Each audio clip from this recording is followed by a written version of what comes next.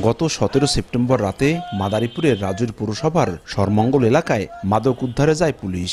নেতৃত্ব দেন রাজুর থানার পরিদর্শক সঞ্জয় কুমার ঘোষ, সঙ্গে ছিলেন উপপরিদর্শক তরিকুল ইসলাম, AHM কামরুজ্জামান, উপসহকারী পরিদর্শক জাহিদুল ইসলাম। ফল বিক্রেতা ইলিয়াস খালাসি, দুবাই প্রবাসী সুজন মোল্লা ও শ্রমিক সুমন খাকে আটক করা হয়। তাদের কাছ থেকে 50 পিস ইয়াবা উদ্ধারের দাবি করে পুলিশ। পরদিন উপপরিদর্শক AHM কামরুজ্জামান বাদী হয়ে রাজুর থানায় মাদক আইনে মামলা করেন। পরে আদালতে হাজির করা হলে 3 আসামিকেই কারাগারে পাঠানোর নির্দেশ দেন বিচারক।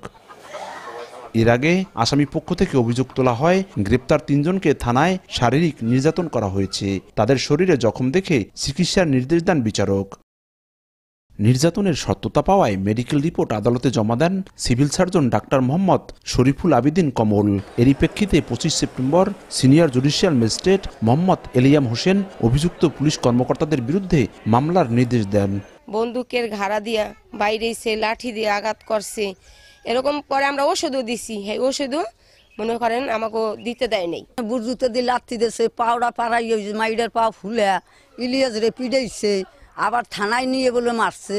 যারা যারা জেলে আছে ওদের মুক্তি চাই, আর যারা যারা এই অন্যায় করছে তাদের বিচার চাই।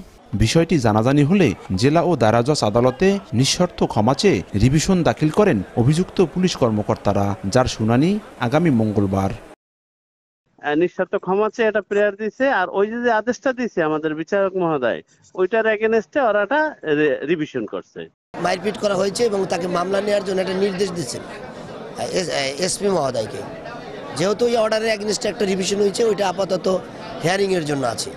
আর আমরা যতটুকু শুনেছি যে মারপিট করেছে এই মর্মে একটা অভিযোগ করছে। এদিকে পুলিশের দায়ের করা মাদক মামলাটির তদন্তের দায়িত্বে আছেন থানার উপপরিদর্শক মোস্তফা কামাল। সঞ্জয় কর্মকার, অভিজিৎ, সময় সংবাদ, মাদারীপুর।